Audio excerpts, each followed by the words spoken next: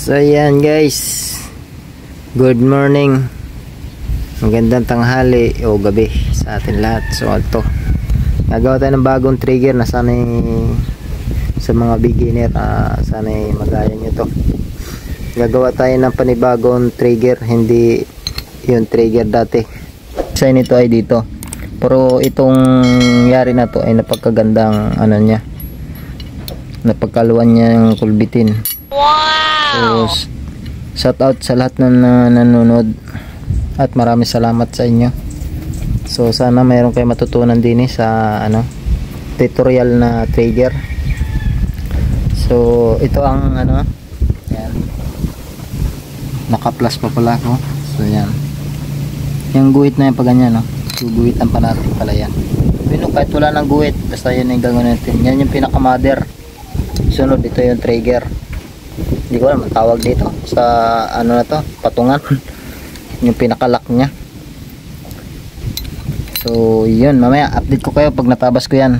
Kasi let's go. Hindi ko alam kung kita ninyo. So tayo magtatabas na.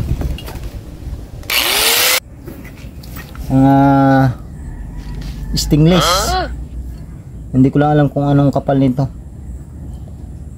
Kasi wala naman tayong pansukat. So tsansyahin nyo na lang kung anong kapal. Basta wag lang sobrang kapal. Tulad ditong mulye, sobrang kapal naman itong mulye. Yung medyo manipis siya ng bagya dito sa mulye.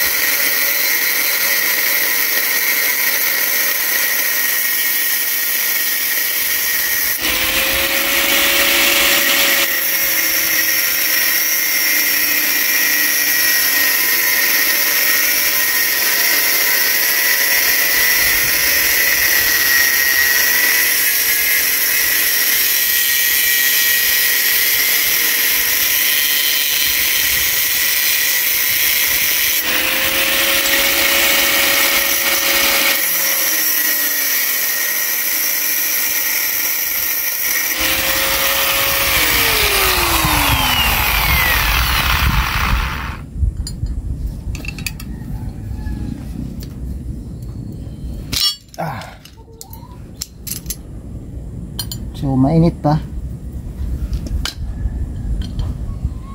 So mamaya update ko kayo pag natapos ko na lahat. Papakita ko na sa inyo kung anong design to. And guys, good morning. Nakapagawa na tayo ng pinaka housing nya. So yung stoppa natin sa pinaka trigger ay uno na pako lang natin na So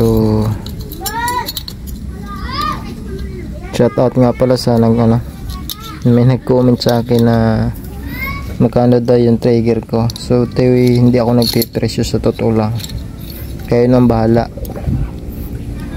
Kaso lang medyo malayo yata ang aking butas naka naman siya. So gatlaan ko na lang ng konti yung ating trigger kasi medyo dikit, hindi siya makapasok. So stop ko muna. So ayan, tapos na tayo. Naka na yan, naka plus pa pala. So ayan, kasi ito hihilahin kasi ito ng spring, kaya kailangan natin ng may siya, banggaan doon. So yung spring na yan ay galing sa payong, sa umbrella. Diyan.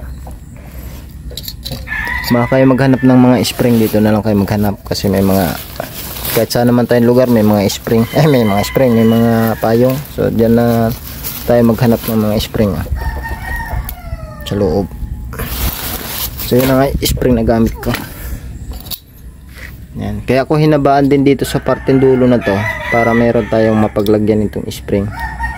Ito naman hindi ko pa na-testing. So, mamaya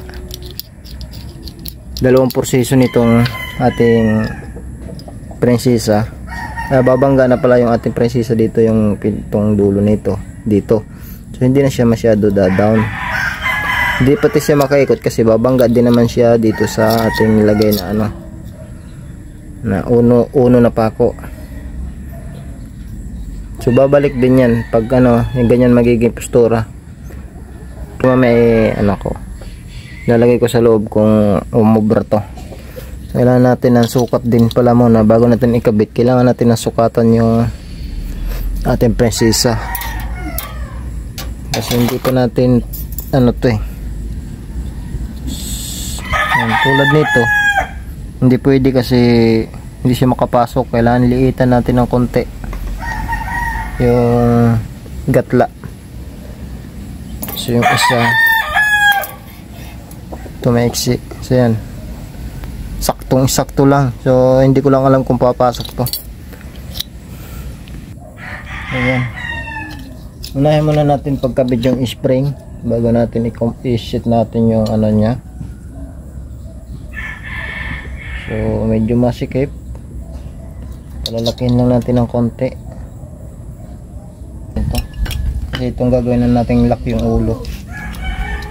Hirap na wala tayong ano, hindi talaga tayo kompleto sa gamit.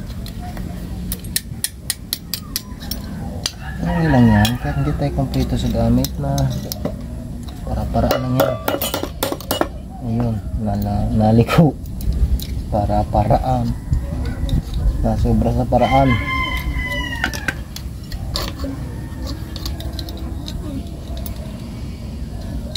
So guys, ayan, tanggalin natin, uunatin natin at ang pangit. Okay, so ating stopper ay pwede na natin itong mamaya lang nga, ito muna, wala pa yung uno natin guys.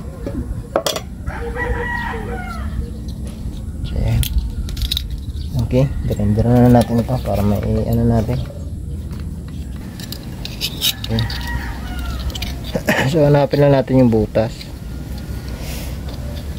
Unahin muna natin yung ating prinsesa, baka mamaya mahirapan tayo lalo. So ayun, nandun na si prinsesa. Unahin kaya muna natin ng lock si prinsesa. Dali katira na rin natin. Okay naman, nagagawa naman siya ng paraan. Ayan, hindi ko na kinat si ulo, ano ko na lang. Huli natin ano. Okay, nakapatong si prinsesa. Okay, importante hindi siya lumusot.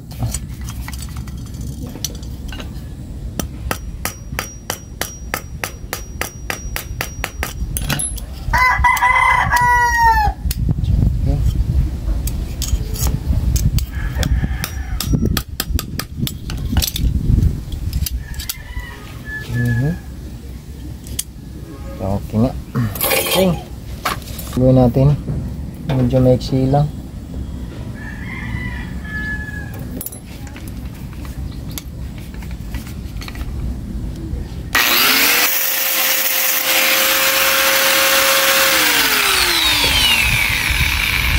So yan guys, kung napapansin nyo, mababaw pa lang to ha. Mababaw pa lang yan, hindi yung ano, malalim. Subukan ko lang. So, okay, maganda ang alwan mabaw. Maganda guys.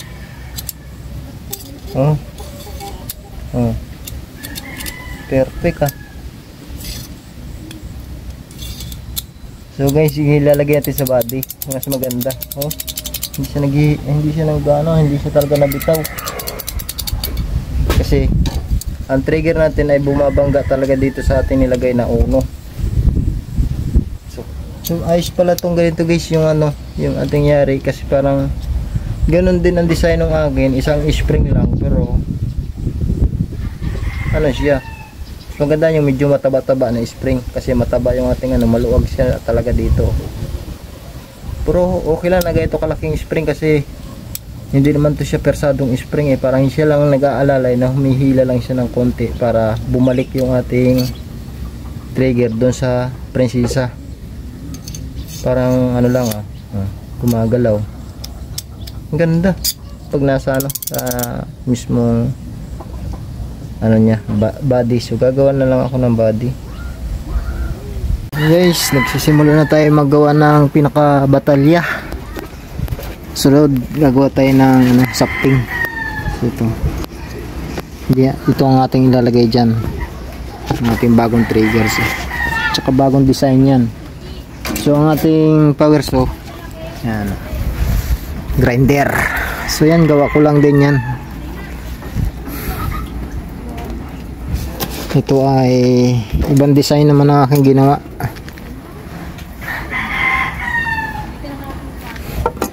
Ito ganun din Nag-iisip ako baka meron akong pagbibigyan. So yan, pag meron akong magawang trigger uli, may body na tayo. So kasi nung may gusto, punta lang kayo din at saka mapadaan mo kayo sa aking channel, ingin ng aking alaga, pa-subscribe na rin at papindot ng bell para lagi tayong updated sa aking ginagawa, laging fishing. Guys, abangan nyo na lang yan bago natin gumawa ng sapting. Maraming salamat sa inyong pag-suporta sa akin channel at saka sana matulungan nyo pa ako at wala rin naman akong may ibang magagawa kundi magpapasalamat at humihiling sa inyo ng ganun nga. Sana pa-subscribe ng aking channel at saka pa-share sa ating mga video. Kahit pag ganito baka mayroon tayo ding matulungan na pa ilan-ilan yung mga baguhan sa mga paggagawa ng trigger. So yan, baka mayroon tayong masisira na nakakatulong sa kanila, lalo't ang hanap buhay pang pipishing, yung pang ulam tulad ko, kailangan ko pang ulam araw-araw. So yan guys, patapos na tayo, barnis na lang kulang tsaka paglalak. Yak itong ilalagay ko dito sa ilalim matigas, so yung manipis na lang nilagay ko. So guys, itong yung ating ng sapting, kailangan nakalubog siya dito sa dulo para hindi sumabit yung ating sapting ba tawag doon? Sapting, naka-English man ba tawag dito talaga? Tunod. Yung para hindi siya sumabit yung ating pinaka-lock, nakasira siya doon sa kahoy. Ayan, para gagayahin ninyo. Ayan, halimbawa ganito ang magduring nyo lang kayo dito so ayan. Ayan, pwede nyo gayahin, picturean nyo ng pag paano maguhit. Okay, i-stop ninyo yung video tapos yung gayahin ninyo kung type nyo yung ganitong style. Kasi yung aking mga bukod tanging ito ang iniba kong design para maiba naman ang ating spear gun. Tsaka trigger natin bago din, magandang trigger nya na pagkaluan. Pag kinulbit mo to, yan, hulog na, tsaka maalwan. So mamaya papakita ko sa inyo, babarnisan ko na lang. Tsaka ito wala panlak, lalakan natin yan dito, tag-isa lang, unat huli lang, okay na. Tapos ito sana nawala na yung ating ginagawa para pala sa ating sapting. Ayan, lagyan na natin ng dikit yan. Pwede naman din wala, pero lalagyan ko para hindi siya matanggal. Sige, mamaya update ko kayo. 1,000,000 zillion jillion dillion cotillion times later. Yan guys, tapos na tayo sa ating products. Oh, kita nyo nga, napakaganda na niya. Simple lang. So, papakita ko sa inyo. So, hinahanap po yung sapting. Ito ang ating sapting. Tama ba ang English natin dito sa tunod? Hindi ko alam. So guys, yung paano maggawa ng flapper. Yung banigi. Flapper nga yata English. So, pasensya na kayo sa aking English. Kagmay lang tayo English. Pero pag Bisaya, mayo pa siguro mag-Bisaya na lang ko. Guys, ito. Ito lang gayahin ninyong trigger. Madali gawin. Maalwan pa. Kung gagaya kayo sa mga ginagawa kong trigger, ito the best to. Kalwan. So dito naman tayo sa aning hindi ko pa nagawan. So ito nakapagawa na ako. So na napagkalwan na. Ang nito, gagawa muna tayo ng ganito. Tsaka linisin natin yung para wala siyang So ang gawa ko, halos ka piraso lang kasi pag bangga sa bato makabuka to ating yung banigo. Ito flapper. So, yung gamit natin barinan na lang din kasi malit yung butas natin kasi malit yung ating tunod, yung ating sapting.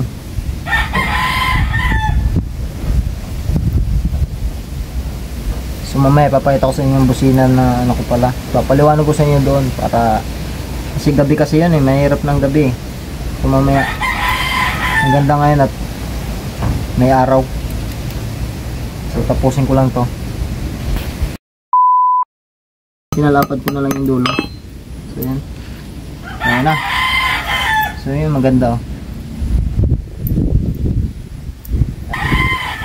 So ang ating ginawang singsing ay tornilyo na maliit lang pang run sa ating PC line. Ayan, nakalak na agad. So lagyan natin.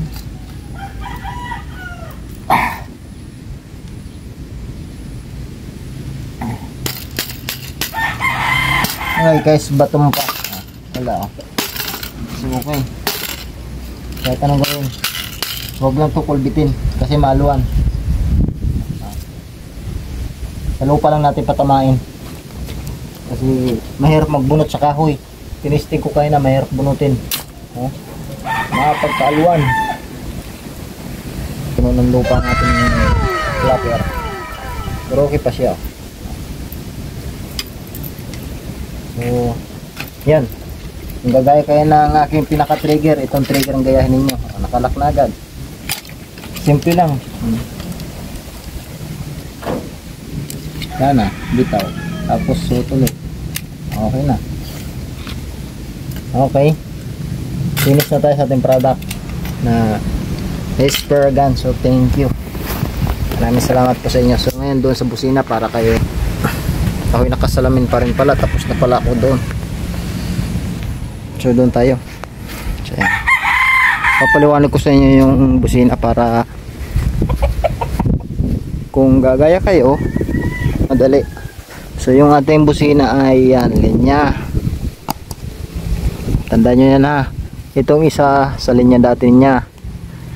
Naipaliwanag ko rin naman sa inyo yan. Tapos itong ito yung dati sa busina. So itong pula sa busina to, nakadiretso dito itong puti na to, kadugtong nito, yan pula.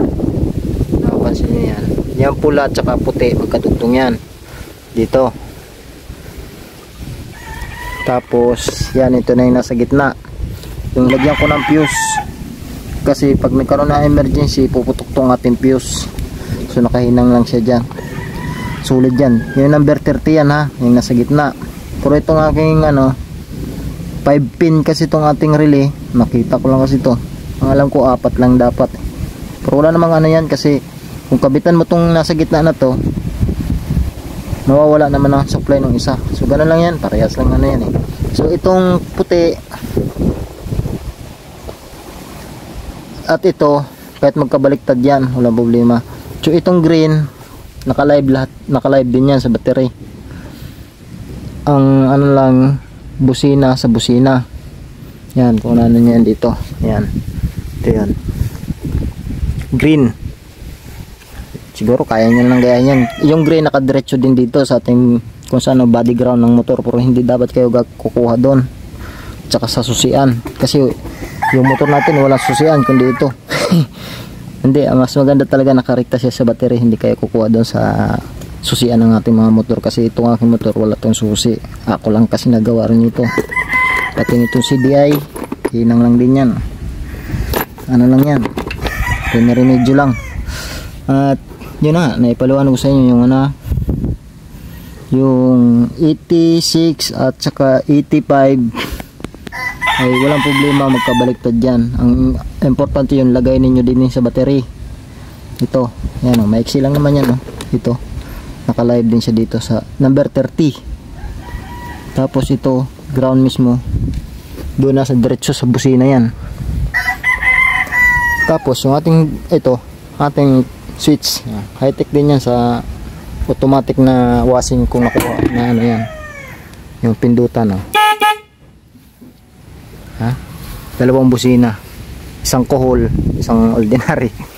Ayan, okay, diba? Wala na susi-susi kasi wala susi yan. So ayan, hanggang dito lang. Thank you, maraming salamat po sa inyo lahat, at sana pasuporta pa rin sa akin channel at saka sa kanila ni Katoklas Vlog, Gisonix TV, sa lahat ng mga ano sa akin. Thank you, maraming salamat po sa inyo.